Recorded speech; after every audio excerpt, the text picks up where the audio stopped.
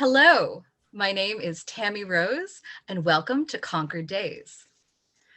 I have had what the Quakers call a solid season once or twice, said Ralph Waldo Emerson, and there was one other with whom I had had solid seasons, long to be remembered, at his house in the village, said Thoreau.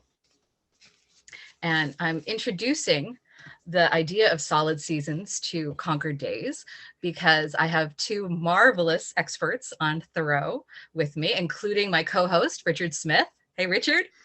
Hi, Tammy. How are you? Nice to see you. Good to see you too. And we're very excited today. We have with us on Concord Days a good friend and one of the best Thoreau scholars, if not the best that I know. This is Jeffrey S. Kramer, who is the curator of collections at the Walden Woods Project at the Thoreau Institute Library. Right? Is that correct? Close enough. Welcome to Concord Days. How are you? Good. I'm doing fine. Thank you, Richard and Tammy, for inviting me to be part of this. It's nice to see you. So for those of us who don't know, or people who are watching, what is the Walden Woods Project? So the Walden Woods Project, which is a nonprofit started, over 30 years ago at this point, by John Henley from the group The Eagles, he's a big environmentalist and was concerned about some of the developments happening around Walden Woods and started the Walden Woods Project basically to help protect the land in Walden Woods. And so we do that through various methods of purchasing land easements, conservation easements, all sorts of different things. And we've been doing that for over 30 years ago. And we have also opened a library, that's also 30 years old, just about. And that library has the most comprehensive collection of mostly Thoreau-related material anywhere in the world. We have about 60,000 items, books, maps, manuscripts, you name it. So really it's a place that if you're doing research on Thoreau, you almost need to be there to look through the collections. Yeah, it's Thoreau heaven, frankly. Yeah. Thoreau-palooza. Yes. Exactly. There we go. And I don't think people are aware of it because Walden Pond, of course, is such a sacred place to a lot of people. But at one time, there was a real danger of a lot of Walden Woods and the land around the pond being developed, wasn't there?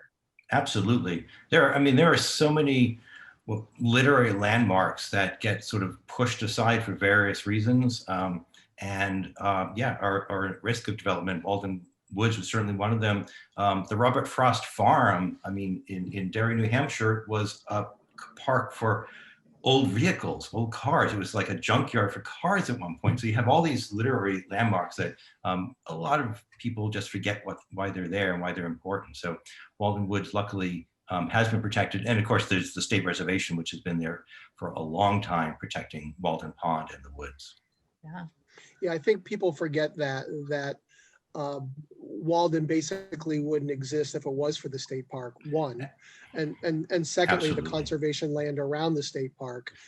Even in the 20 years that I've been in the Concord area, the land that's been saved around the pond is absolutely incredible. Absolutely.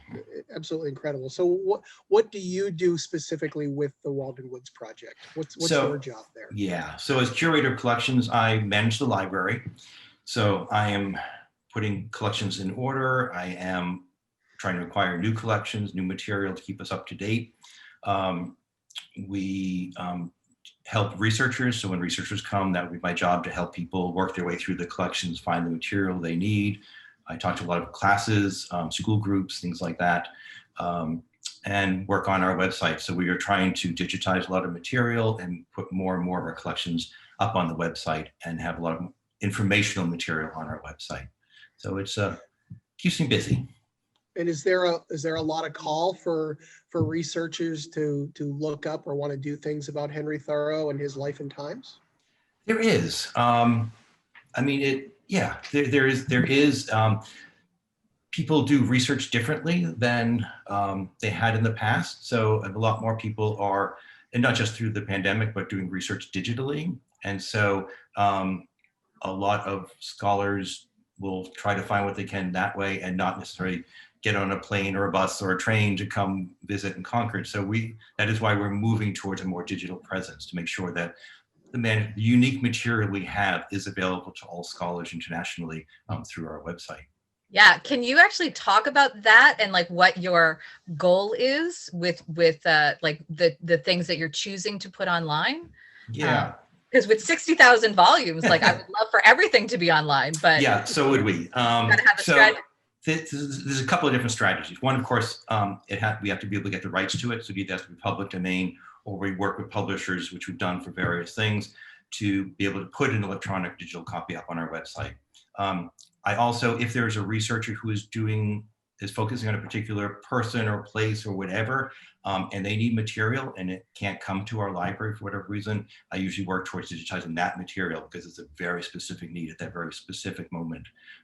So it fluctuates depending on how many volunteers I have or interns I might have and what we're trying to accomplish at any one time. And you're also the repository for the collections for the Thoreau Society as well, correct? Yeah, so we're the official repository for the Thoreau Society and the Ralph Waldo Emerson Society, and as of about a month or so ago, the Margaret Fuller Society. So, great. Yeah, I know, it's really exciting. So we really want to be, and having said that, we are trying to expand our presence on our website to not make people feel like I'm only going to get Thoreau material on this website. So right now, we are doing a lot of work on Margaret Fuller and digitizing a lot of her material. We'll be doing more Emerson. So in relation to those collections, we are trying to make a larger presence. So if a Margaret Fuller scholar, for instance, came to our website, she or he is going to know that, yes, we have a lot of Margaret Fuller material for them to look at. Yeah. And then, because I feel like the more I read about Thoreau, the more he's speaking about all of the friends and the larger group of transcendentalists and other people in town. Yeah. Are you also including do you have in your collection other mentions of, somebody like Higginson, Thomas Wentworth Higginson, or? Yep. Yeah. So basically when we started, and this is how we continue, we placed Thoreau as our center. And then everything that touches on Thoreau is what we collect. So we try to have literally everything we know he has ever read in the editions that he read them, because it's really important to see not just the work he read, but the edition he read them in. What happens when he's quoting something in an essay and he stops quoting? What's on the next page? Like, why did he stop? What was he reading that we're not reading now? So we try to collect all of the things he read. Any of his contemporaries. So if there's a person that he mentions, we want to collect as much as we can know about that person, anything they may have written or anything about them. And then anything that grows out of his philosophy. So we have the Scott and Helen Nearing collection, because Scott and Helen Nearing's philosophy comes out of Thoreau. So it's a 20th century version of what Thoreau was talking about. Well, I think a lot of people, they have this image of Thoreau being the hermit who did nothing with nobody and wasn't influenced by anything and was just kind of sitting in Walden Woods thinking great thoughts. But I've always said that Thoreau's not apart from his time. He's absolutely influenced by his time. Yeah. And I think that if you want to understand any of these historic people, you need to read what they were reading. You need to see the plays that they were seeing. Mm-hmm. Listen to the music that they were listening to. Yeah. And one of the things I like about your library is, you're right. If Thoreau read a passage from some obscure book, hopefully you have that obscure book so you can see the passage and find out where Henry was going in his thought process. Absolutely. And when we find that we have a gap, if there is something that he is known to have read that we don't have, we will search for it and we will purchase it. So we will go to great lengths to make sure that we have that material. So that's awesome. Let's talk a little bit about you. Enough about Thoreau. Let's get to that. Were you born a Thoreauvian? No, I was not. In fact, so how did this all happen? Yeah. So when I was in college, I was an English major. And I took that role very, very seriously, as in I read literature that came out of England. At the time, I absolutely hated American literature. It was an abomination when you had the land of authors that wrote, like you had Shakespeare and Jane Austen and George Eliot and Thomas Hardy and Yeats. I mean, all these incredible writers. Why do you need an American author? And so I tried to get through college without ever reading an American author. Got really, really close, except for a brief swerve when I wrote Robert Frost for a class. I really didn't read any American authors through 4 years of college. But a friend said, you should read some Thoreau. And so I picked up an anthology of Thoreau's writings and read it, and it was okay. I wasn't blown away. There was no epiphany. My life didn't change at that very moment. I know people love to hear those stories. I read Walden for the first time, and my life was transformed. That didn't happen. And the light shined down on exactly. you. Yeah, exactly. Angels sang. Yeah, so none of that happened.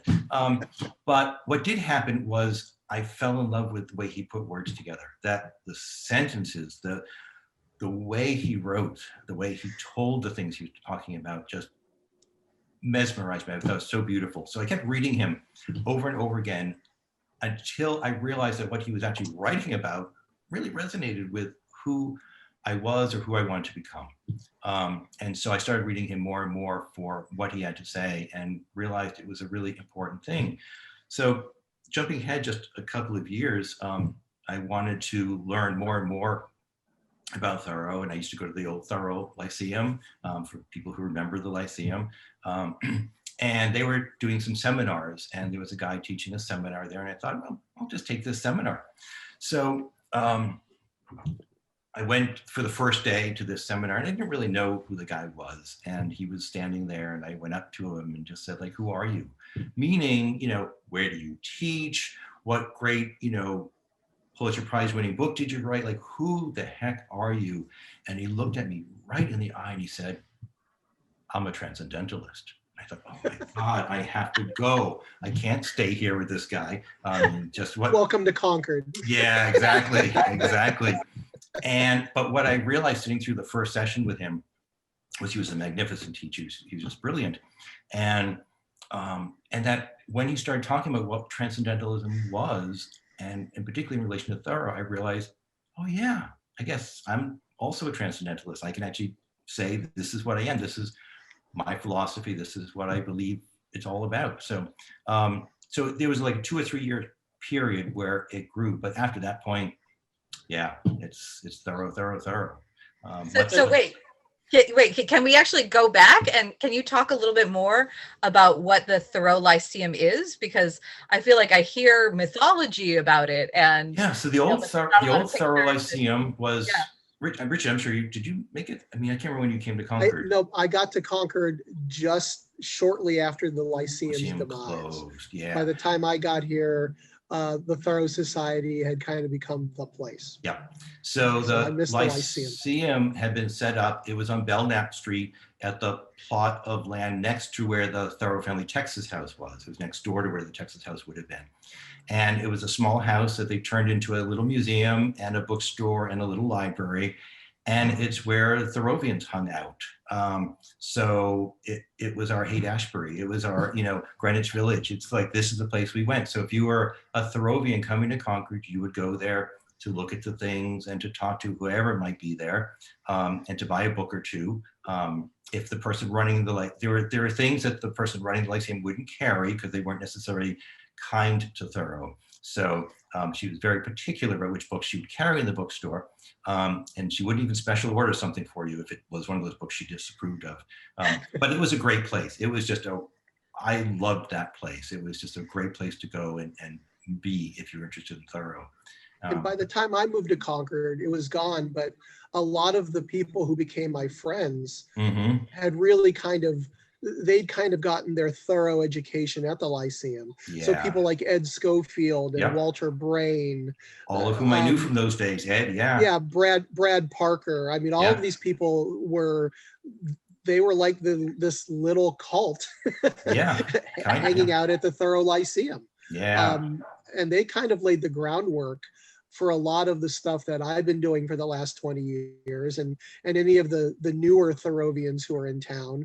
We really kind of owe it all to that group there because they really started Thoreau scholarship in ways that had never been done before. Yeah, there were some incredible minds that went through that building or just Yeah, were there all the time. So Yeah. I just loved it. absolutely. And it was really formative for me too in my understanding Thoreau. Yeah, and it sounds completely different from sort of how I'm sort of seeing the Thoreau world structured, which is like very academic, very like people who are the pilgrims who come to Concord, and then the locals who just sort of have the legend, somewhere in their head. Maybe they've actually read him, maybe not. And then, just general people who are like Thoreau, like casualists who love Walden, and maybe they've heard of like the other stuff, but like Yeah, it sounds like fun. I miss it. it I was. miss the idea of It was a the good place. Lyceum. Yeah. So Jeff, one of my favorite stories of yours is when you were going to interview for the position at the Walden Woods Project. I think you know what story I'm talking about. Yeah.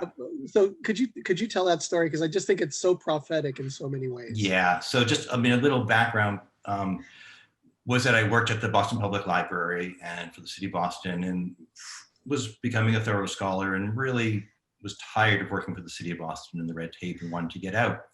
And so I was working on my first Thoreau book, which is called Thoreau and Freedom. And the editor said I should come out to the Thoreau Institute to see a person who was working there, who's Brad Dean, a well-known scholar, and to get a lesser-known quotation from him. So I emailed Brad, and he said, come on out, I'll give you a disc with a couple of quotations on it. And 2 days before I came out to the Thoreau Institute to get that from Brad, the head of the rare book department in Boston came down to see me, and she said, Jeff, you should meet this woman we just hired, Susan. She used to be the curator at the Thoreau Institute. So I thought, that's interesting. If she was the curator, that means they don't have one. So I went out there, got the disc from Brad, and I said, do you have an opening? And he said, yeah, you interested? So he showed me around, and it was the absolute ideal kind of place to be for a Thoreau scholar / archivist. It's like, that's it. So I sent in my application. I wrote a letter to the executive director, was invited for an interview. And I was driving up for my interview, and I was getting more and more nervous because, as we all know, when you want something really badly, you say something really stupid, and I didn't want that to happen. So I'm driving along, and I'm about 5-6 minutes away, and I said to myself, well, if I hear the Eagles on the radio, this will be my job. And as soon as I said that, Hotel California started playing on the radio. Absolutely, this is absolutely a true story. When I got to the Thoreau Institute, they had a gravel parking lot those days, and they had the windows and the car cracked open, and the song literally faded as I pulled into the space, and you could hear the tires and the gravel. It was just like in a movie. So I got out of that car feeling absolutely confident this is my job, and it was my job within a week. We did the interview, we had lunch, we made negotiations, and I was starting. It was just absolutely, but I love the fact that Hotel California started when I just said, let me know this is my job. Well, exactly. What if it had been Witchy Woman? I probably would have turned around. No offense to. Well, and this is the thing about the whole Eagles catalog. Like, I'm generally not so much of a fan, but every time I heard it come on, like Muzak, or come on the radio, or in the supermarket, and you hear these songs that you've heard a million times, there is a little place in my heart that warms up, knowing that like it's saved Walden Woods, as well as like has brought Jeff Cramer into the Institute. Thank you. So Jeff, you've written some books. I've done a couple, editing, writing, whatever. Yes. Yeah. Your latest one is Solid Seasons, correct? Yeah. Is that 2 years now? Yeah, it is. Yeah. Wow. So wow. Well, the year with the pandemic doesn't actually count as a year, so we can. Oh, good. Yeah. Perfect. So it was a bit of a departure for you because it wasn't just Henry, was it? No, it was time to sort of branch out a little bit. I had done a portable Emerson, so I was getting more interested in Emerson. And this is another one of the books, I to Myself, and it's huge and thick and very imposing and wonderful. Thank you. Of the journals. So with Solid Season, I was trying to expand a little bit and do a lot more writing than just editing and annotating. And so I tried to go out into that kind of a direction, and luckily fell into the Counterpoint Press, a press I've admired for years. It just all kind of came together. So And yeah. it really talks about their relationship and their friendship. I think everybody knows that they were friends. Right. I think everybody knows that they kind of influenced each other. Yeah. But you really went into great detail about the influence they actually had, didn't you?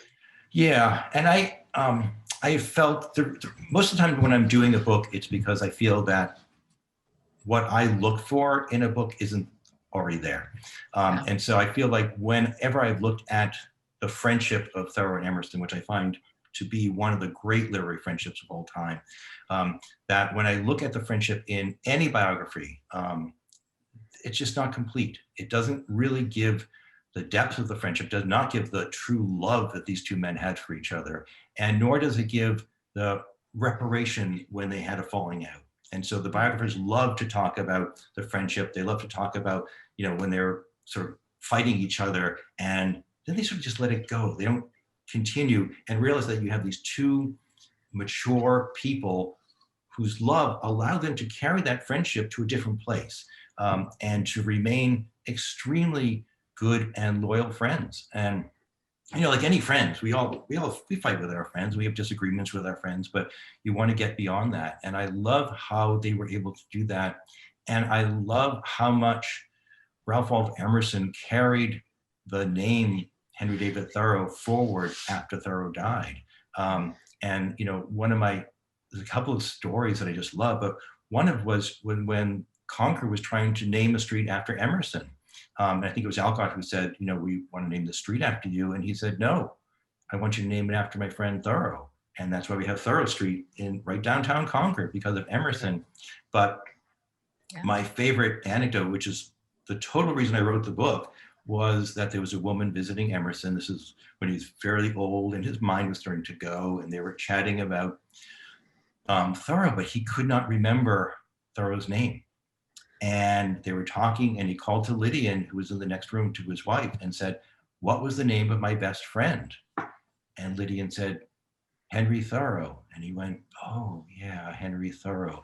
And for me, it's that in Emerson's heart, in his soul, he absolutely knew who his best friend was. Couldn't recall the name because that happens, but he knew who that was. And that just so moved me, that story, that I just had to write a book about the friendship.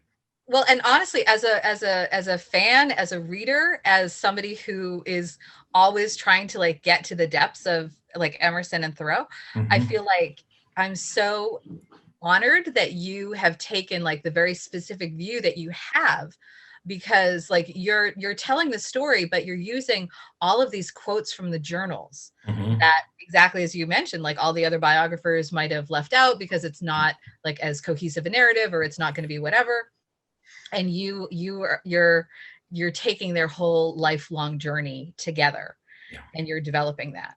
And I was wondering, can you go into that whole break that they had in their relationship and sort of how they got over it as well? Because I think that's one of the most poignant, also the larger arcs of the narrative is they were really great friends until they weren't. Right. And then that's, So, I mean, the way I look at their friendship is that there's a disparity in age. Of course, Emerson was pretty established and about 14 years older than Thoreau when they met. And Emerson liked to mentor young writers. And so you have that relationship of where you have basically a student and a mentor, and that's uneven. And it's like a parent and a child, a student and a teacher. And as that student grows and matures and comes into their own, you get that point where they're trying to become more equal. And that is when you butt heads. That is when you start arguing, because not everybody's ready to accept that equality. And when Thoreau was writing his first book, A Week on the Concord and Merrimack Rivers, Emerson was pushing pretty hard for him to publish it, including, that he guarantee the sales, because of course it's going to be successful and all that.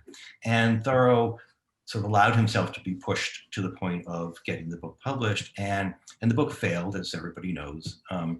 And he had to pay the publisher back. And so he was pretty annoyed at Emerson because he felt that Emerson didn't do enough. I mean, a good review or two from Ralph Waldo Emerson would go a long way to helping secure the success of a book. Right. Look at what it did for Whitman, right? Yeah, exactly, actually. So, but what I discovered in reading more and more about what was going on behind the scenes is how much Emerson was actually doing to promote Thoreau's book. He is writing to editors. He's writing to various people saying, just wait for this. This is the next, blah, blah, blah. You're going to just love this book. It's great, great work. And when he was asked by, I think it was the New York Tribune, I can't remember, to write a review, he said, I can't. I'm family. I'm too close to this. Nobody's going to believe what I have to say about Thoreau. You need, and then he gave a list, literally gave a list of prominent reviewers who would be perfect for writing a review of this. And so I don't think Thoreau ever knew the lengths that Emerson went to help promote this book and see its success.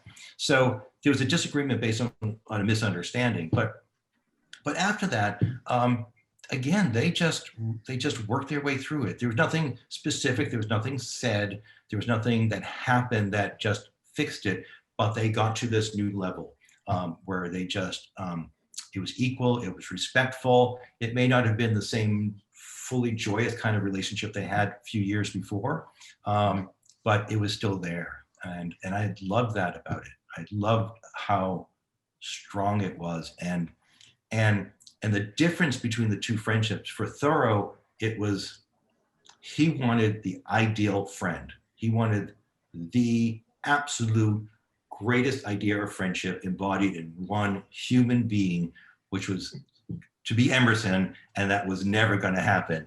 And Ralph Waldo Emerson had the idea of a friend, but in multiple parts. So like Thoreau was one part of that friend, and Alcott was another part of that friend. And so he got different parts of friendship from different people. So they were looking at it from a completely different point of view.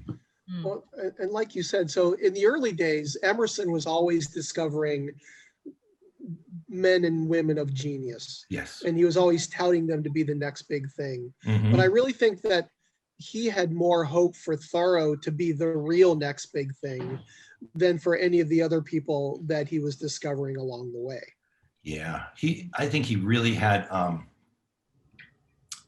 think you're right. He believed in Thoreau. He believed in what Thoreau had to say. He was constantly writing down things Thoreau said in his journals. And there are places, I mean, what astounded me is, like, we know the influence of Emerson on Thoreau, and we know Thoreau had some influence on Emerson, but when I started finding quotations, not in quotation marks, but the actual quotations of Thoreau embedded in things like self-reliance. I mean, you're talking about one of the greatest Emerson essays ever, and he's quoting, not by name, Henry David Thoreau. I mean, right. It's like, it shows how influential Thoreau was in Emerson's thought process from the very beginning of their friendship. And that was amazing. Yeah, and that's an unusual piece of archaeology that you're performing, mm-hmm. And do you think Emerson really, this is the big debate, so I'm going to kind of put you on the spot a little bit. Do you think Emerson really understood Henry? Did he get him in the way that he knew what Thoreau was doing? I mean, he was really disappointed that Thoreau did not become the next big thing. Right. Do you think Emerson really understood what Thoreau was doing and what he really wanted with his life? While Thoreau was alive, probably not. Probably not. I think there are instances where he was disappointed, like getting arrested, spending a night in jail. It was not something Emerson would approve of necessarily. Right. But he understood it after a while. When they discussed it, Emerson actually came around to understanding what Thoreau was trying to do and actually carrying it further in his journals. But I think it is more when Thoreau died and he realized, one, the companion he lost, but two, he is reading Thoreau's journals now, started just working his way through. And he is seeing so much where their thought process, they're the same. Their brains are the same, their ideas are the same. And he truly got to understand what Thoreau was doing at that point. And that is when he's making comments about, Thoreau's ideas are my own, but sort of brought forward. And I'm bad at quoting, but the idea of going into a gymnasium and I stand there watching, but Thoreau's doing all the amazing gymnastics. So Right. it's the idea that Thoreau brought things to a different point than Emerson ever could have. And he knew it sincerely at that point. But it was after Thoreau died. So the big bone of contention for a lot of Thoreauvians is Emerson's eulogy of Thoreau. Yeah. You either love it or you hate it. Yep. What's your opinion? And maybe give us a little background on the eulogy and let us know your opinion. Yeah. I love it. I think it's one of the most beautiful eulogies written for a friend, or it's so the way I look at the eulogy is Ralph Waldo Emerson has lost his best friend ever.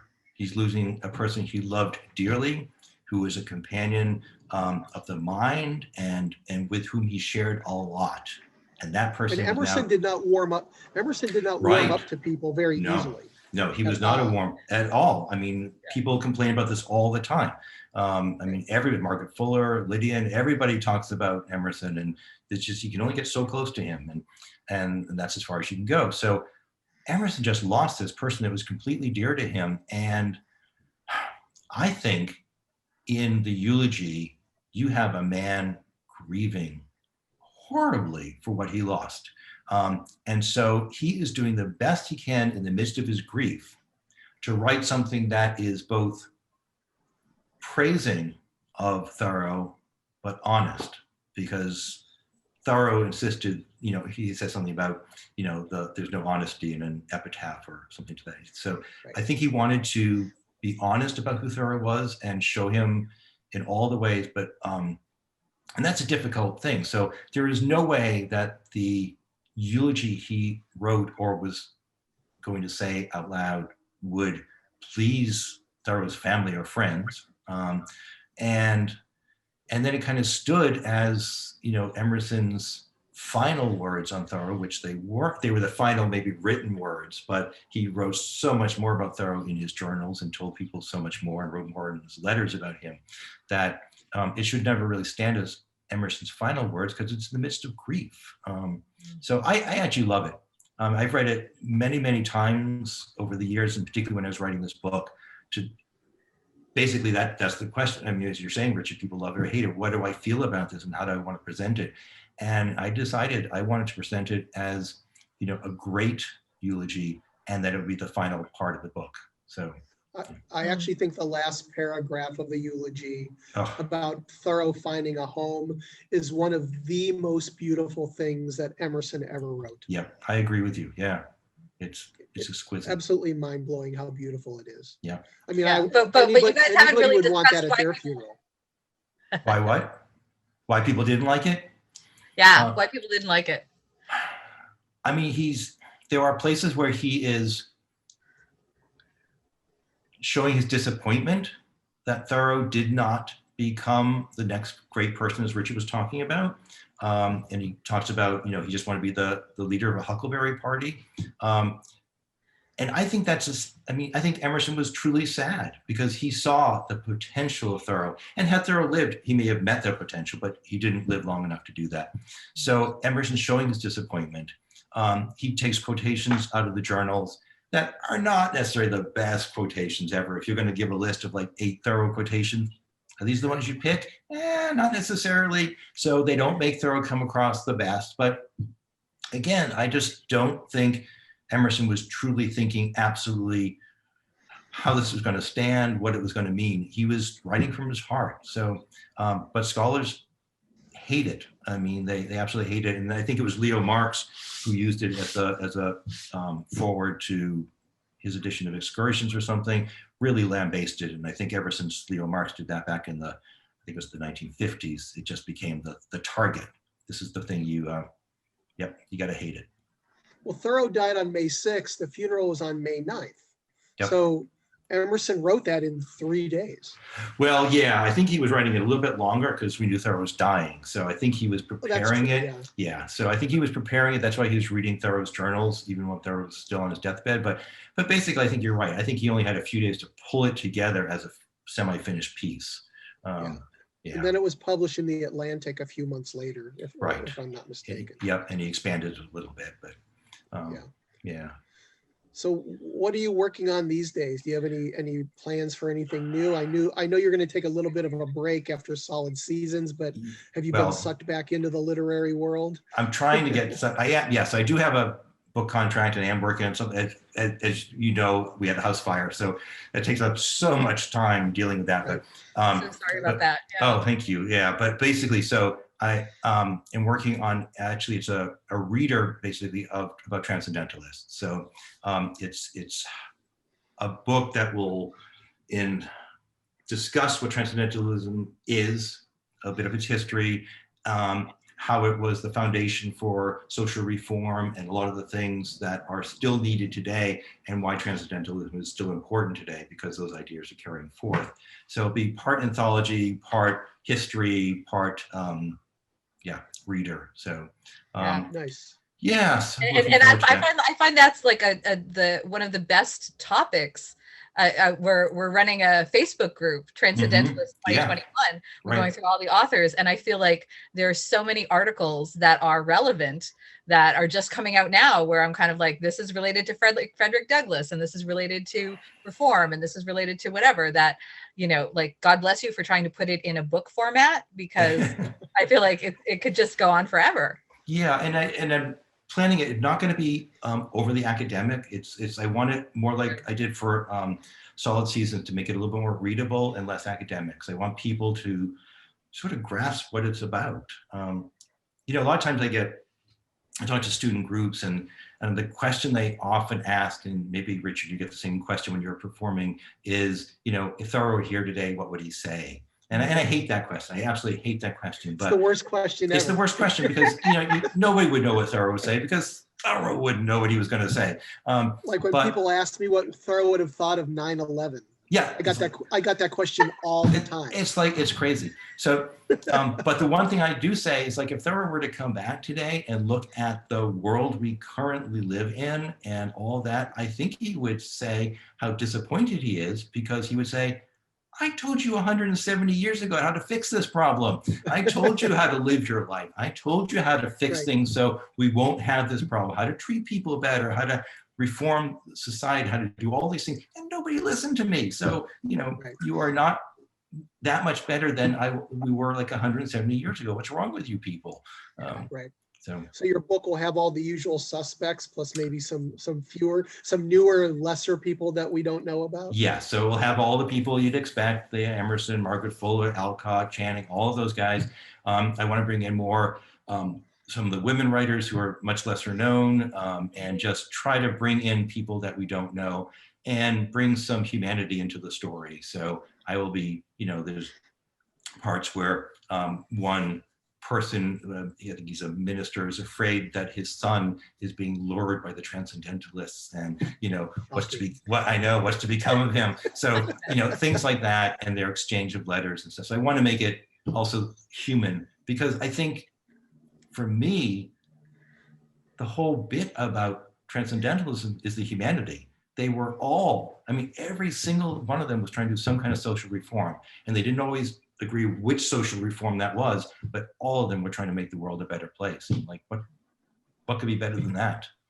I seem to recall that after Melville published Moby Dick, was it his father, maybe his father-in-law, read it and was afraid that Melville was becoming a transcendentalist, or had been a transcendentalist, and Melville had to basically say, no, don't worry, I'm not, because it was not outing myself yet. Yeah, it really was for a lot of people, it was really kind of a dirty word. Yeah. Throughout the 1830s and 40s. Yeah. And for some people today too, because they're afraid that it's a religion, and they're afraid that it's all about, running away from very traditional, organized churches and organized religions. So yeah. Well, that's true, but So, well, Jeff, this has been an absolute pleasure. Any Me idea too. when the new book will be out? Any? Well, ET? yeah, I mean, it was supposed to be at the publisher this August, which would mean to be out probably within a year of that. But at the rate I'm going because of other things, it'll probably be another year or so. So I would say rather than the summer of 21, probably the summer of 2022. Great. Well, we are absolutely looking forward to it. Thank you. And this has been great. It was nice to work with you again. Yes, it was. So, and maybe when the It's been pandemic so is long. over, yeah, I'll get to see you in person sometime. So Yes, that would please. be awesome. thank So you both. So it's been a real pleasure. And Tammy, it was great as usual talking and chatting with you. Fabulous. It's always fabulous to have a good conversation about Thoreau. Even better to have twice as much fun with two more. It was fun. So, and for those of you that have been watching, thank you so much for tuning in. And this has been Concord Days.